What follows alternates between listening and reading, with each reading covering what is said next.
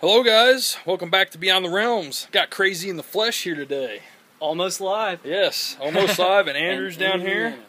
We're hanging out. It's a little hot out here, but you know what? Check it out. Grilling out today for the news, and Elmo's choking over there. So yeah, we got Krazy here in town. We're going to do the Days of the Dead show this weekend. Yeah. So, yep, there's Elmo. Can't wait for that. Yeah, man, should be a good time.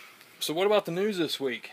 Well, it was just announced the Guillermo del Toro is producing the Strain TV show from the novels. If anybody's ever heard of the 3 awesome vampire You've read books. all 3 of them, yeah, right? The Fall, The Strain, and The Night Eternal. Actually, it goes The Strain, The Fall, The Night Eternal, and they are some of the best books I've ever read. So this getting translated into a pilot and television show is just amazing. Yeah.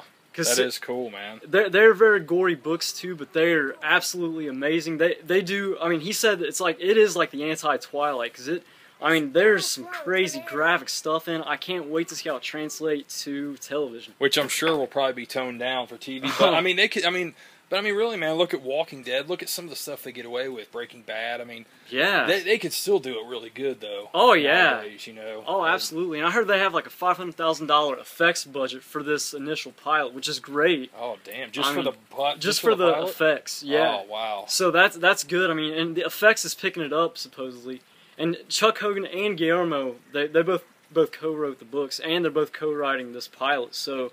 Man, wow, great! It sounds amazing. I really need to check those out, man. I'd seriously recommend it for any fan of horror books and stuff, and because the writing is superb. I mean, the plot is amazing. Check them out if you like vampire stuff, especially because it's like no frills. It's very brutal and stuff.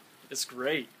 Yeah, I really need to check them out, man, especially for the show comes on, because that's something I'd like to check out too. And they're pretty fast reads too, but I read them when I first heard about them, and I like to read them again. They're that good. Might be a good idea to do before the show comes on. Yeah, that's true. I heard they're shooting like in July, so winter of next year is when they're supposedly going to release it. Is awesome. What I heard. Yeah, the big news for me this week, I guess you could say, is House of Wax, man. The original House of Wax. Vincent Price is getting a 3D Blu-ray release. That's awesome. Which is amazing. That's I mean, it's really incredible, man. I really can't wait to check out this movie in 3D, because it was originally released in 3D. And, you know, I'm going to flip the burgers here, live on camera. Great. Yeah, so for it to get a 3D Blu-ray release is really cool, man. It's coming out October 1st.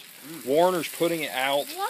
And they just put out the artwork today. Actually, my friend Jordan Ryan actually just posted the artwork today, and I really like it, man. But I don't think there's any word yet as far as, like, if it's an all-region or if it's region-locked. I'm not sure on that. But it is... real 3D, you know, whatever you call it, the modern day 3D. So, really cool, man. I mean, you know, and I really look forward to that movie because I think it's a definite classic, man. Oh, Vincent Price, anything he's in is good. I actually had the pleasure of watching a House on Haunted Hill a few Halloweens ago in the theater. And it was amazing. Oh, man. Like, it was one of those special, like, nights where they had, like, double features. And I saw that in the theater, so that was absolutely... I mean, it's not House of Wax, but still... Man, I like House on Haunted Hill better myself. That's a great film, I like man. it better. I didn't even know that, man. I can't believe I didn't know you saw that. It was in the Green there, in Cincinnati... No, Dayton. At the Green, they had this... Me and my cousin Evan went, and it was absolutely amazing. That's killer, man. Yeah, we saw that, like, I forget what the other one was, but seeing House on Haunted Hill like that was killer. Yeah, oh, I bet, man. Seeing it in a theater, damn, I mean... That's something, you don't get that a lot. I mean, it doesn't matter if it's digital projection or what, I mean, just being able to see a film like that on a big screen with a crowd, that's cool. That was fun. That's like last year when they did, you know, the Frankenstein re-releases and Halloween. You know what I mean? Yeah, it's a Blu-ray, digital projection, whatever, but still, it's fun. To see it on the big screen with a crowd... I mean, you don't get that experience for those old movies like that. No. I mean, our generation has only had the experience of watching it at home, you know? Yeah. To be able to relive an old film like that in a theater, you should never pass it up. Yeah. So do you have any other news topics? Hellboy 3, well, supposedly, like, Guillermo del Toro is still hoping to do that, and, like, Legendary Pictures is maybe in talks to hopefully pick it up, so...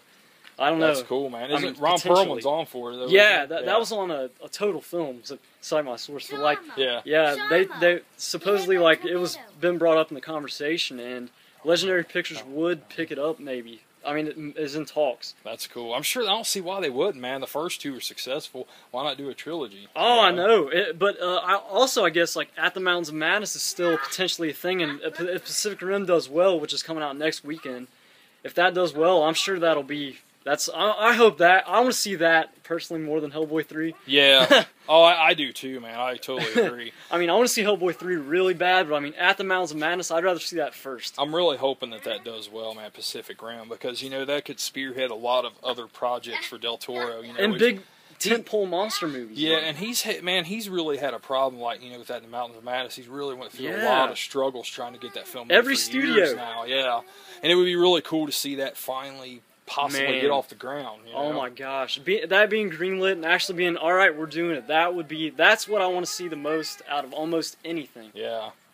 So the only other really topic I wanted to talk about was these two flops that are out right now. White House Down has tanked out Roland Emmerich's newest film, which I admit I like Roland Emmerich, man, on a guilty pleasure level. He makes great disaster movies, but I have no intentions of seeing this film.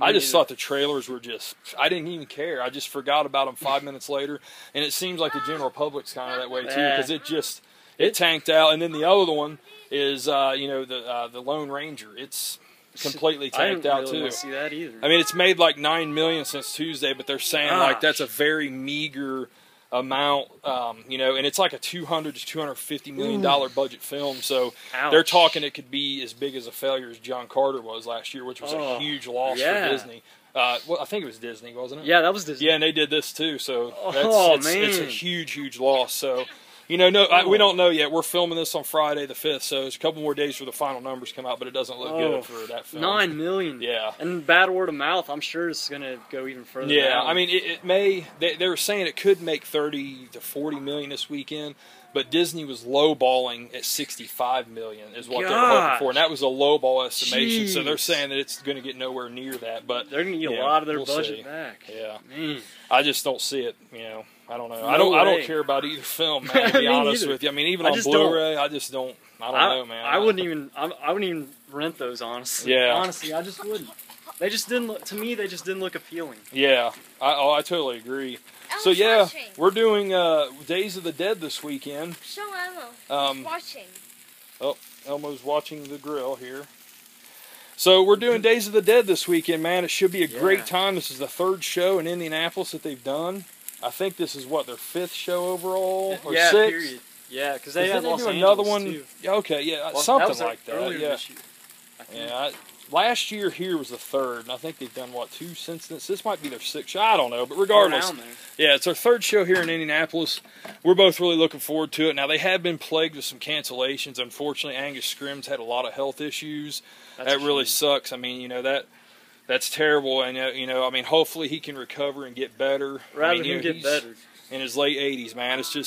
It sucks because there might not ever be a chance to meet him again because he might not ever do a show again. Yeah, that's a shame. But I love what they're doing, though, man. They're going to do this. They're doing a Q&A with Don Coscarelli, and they're going to do a Skype session with Angus Scrimm, and then they're going to have all the fans send him a get well video at the end. That's just cool as shit. That's great, man. I love that. Yeah, that's awesome. So, that's really cool. And then they also, Kane Hodder today just canceled. Oh, I didn't see that. He canceled because he has work. He's doing a movie, and it's not done shooting. Same with Bill Moseley, which he was announced a little while back. Blair Witch canceled. They had the guy play Godzilla. So this show's been really plagued with cancellations, unfortunately. I mean, it can happen, though. But still, the bottom line is, man, it's going to be a great show. We got a lot of friends coming to this one. Yeah, Horrors Ball. Yep, we got Headbanger will be here tonight, and you will see the return of Horrors Ball here. Beyond the Horrors Ball here on Beyond the Realms. Show. Yeah, we're going to be doing that, some episodes for that. I don't know how many, at least one, maybe a couple. Might just do some random stuff. Who knows? We just fly by the seat of our pants usually when we do them when he's here. Yeah, good stuff. But so are you looking forward to meeting anybody? Tyler Maine, I really want to meet him. That'd be awesome. Because Halloween 2, I love that film. Yeah, Always been a fan, man, since day one of that one. Always. Yeah. And who else? Let's see. Odorous Urungus from Guar. Huge Guar fan. I'm really hoping to get him to do an intro for Beyond the Realms. It'd be awesome if we could get that to happen. Yeah, who else was that? Gary Busey. Yeah. Yeah, my wife, Selena, she really wants to meet Gary Busey. Linda Blair. I really want to meet Keith David. I mean, there's been so many films he's done. You know, it's like I have a hard time choosing what to have him sign. You know what would be hilarious, though, man, is I've got headphones in there. I could unplug the plug where I could just walk around my headphones, like put them on, walk up to his table, like, have you seen my baseball? Because he was in there something about Mary. That'd be awesome. And you know, the part where, how the hell did you get the beans above the front? Take a hot dog in there. Will you sign my hot dog? That'd be great. If I really had the guts, man, I would do that. But, I mean, you know, he's done that. He's done The Thing. That's the most obvious one. Men at Work. He's done They Live. He's done everything. And recently Cloud Atlas, which I love. And I just rewatched again. Yeah, I'm really thinking about having him sign that. He actually has a decent part in that, man. He has a lot of scenes with Halle Berry and Tom Hanks in that. Oh, that's awesome. He's got a good role in that. So, yeah, that's who I'm going to meet. And other than that, you know, I plan on picking up some independent stuff and maybe some one-sheets for the movie room. But I don't know, you know. That's kind of limited on what I can spend. But, you know, you can find good deals at these shows, man, if you look around. A lot of people will wheel and deal, too. You know? Yeah, they have some good vendors here. Yeah, look really good 48-hour horror fest going on by Jet Pictures, a bunch of independent stuff. And they're going to be showing the August Underground films tomorrow night in a sleepover from midnight to 5 in the morning. That would be cool. I wish we could go, but, you know, we can't make it. We'll be here by that point. So, yeah, man, is that it for news pretty much this week? Yeah. Show Elmo here, that tornado. Oh, Elmo's getting hit by a smoke tornado. So, yeah, Krazy, it's awesome having you right here on the set, man. Great Here at Beyond the Realms. Great to be here. Yeah. Andrew, you want to say anything else? You got Luigi in there? Put Luigi in there. There he is. There's Luigi. So, all right, guys, stay tuned for a this week we got coming up. A Days of the Dead report from the show. There'll be a roundup, which I'm sure I think Headbanger's going to film here for Horrors Ball. I'm not sure. Might be on that. I'm not sure. Going to do a new collection corner. I just recently finished off. Showing my entire collection. Going to do the next one of that will be showing what I get at Days of the Dead. And other than that, I'm not real sure. I got an independent film in for review, so I'll probably be doing that this week. And I think there's a few more coming on the way. So, yeah, guys, that's it for now. Appreciate you watching. Bye. Y'all have a good one, guys. Bye. Later.